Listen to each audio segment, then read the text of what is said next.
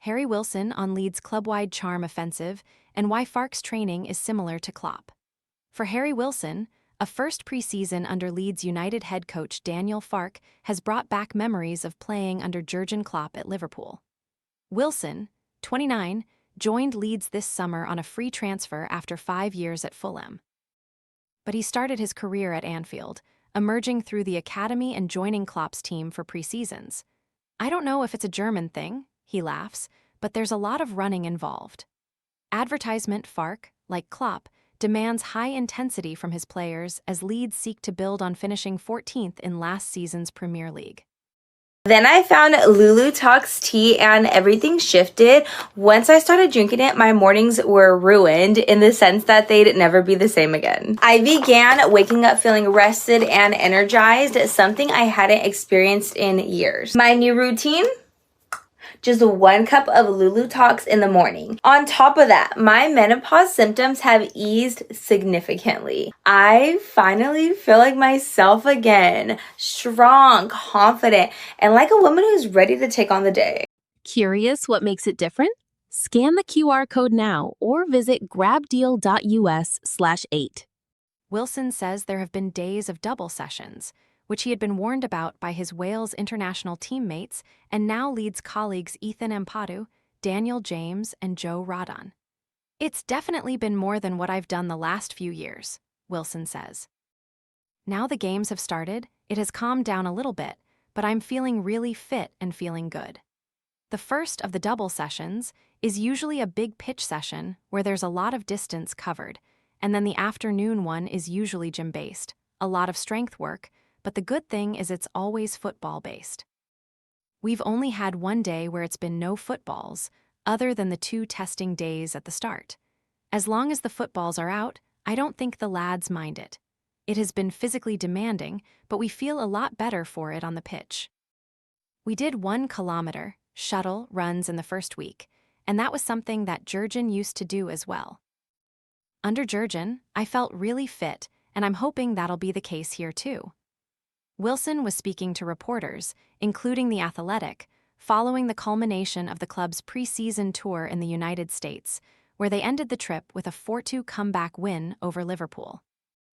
The Leeds squad is gradually taking shape, with Wilson's arrival accompanied by the £34 million, $46 million, signing of Tarek Muhermovic from Italian team Sassuolo, while goalkeeper James Trafford is expected to join from Manchester City.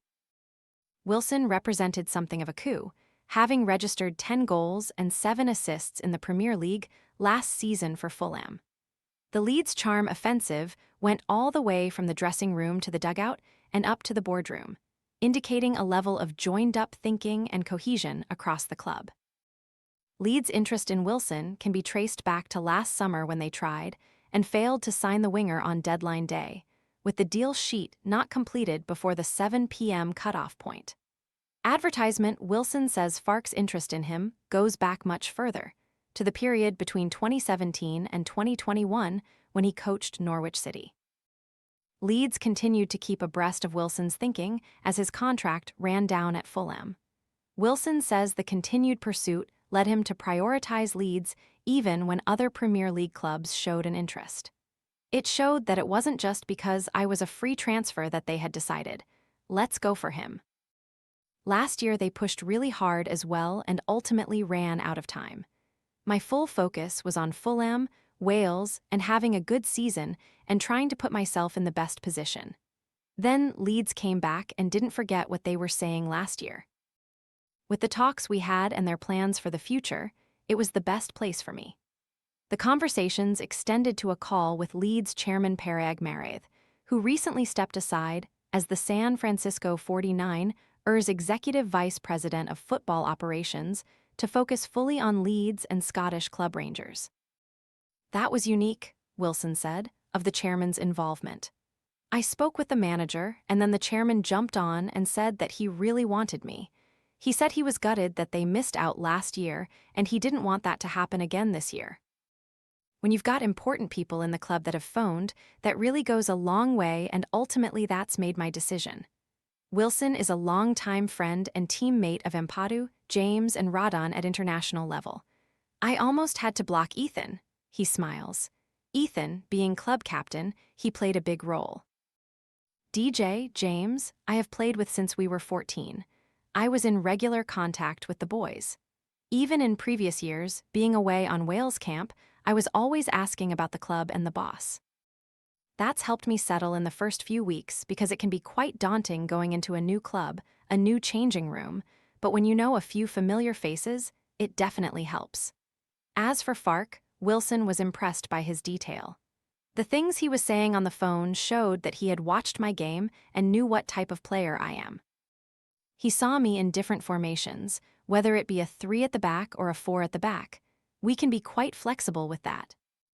He's the one ultimately that picks the team, so it was always important to get his thoughts. Advertisement in June, Wilson was carrying a small ankle knock and received permission from the Welsh setup to miss international friendlies, allowing him to protect his body while he was a free agent. Then it was about sitting down with the family, my agent, and speaking to the clubs and deciding what I thought was best, he says. After the first call I had with the chairman and hearing the direction of the club, they were my no one choice. I spoke to a couple of other teams, and it never changed my mind. The owners, the plans they have for the club, they know the size of the club, the fan base, and the history. We can see the work they're doing to the stadium already to increase the capacity and the investment they're putting into the squad. It is all going in one direction, and that's what I want to be a part of. Wilson says while the priority is securing Premier League status for another year, he is not ruling out a push to qualify for a European competition for the first time since 2003. Leeds stayed up really comfortably last season, Wilson says.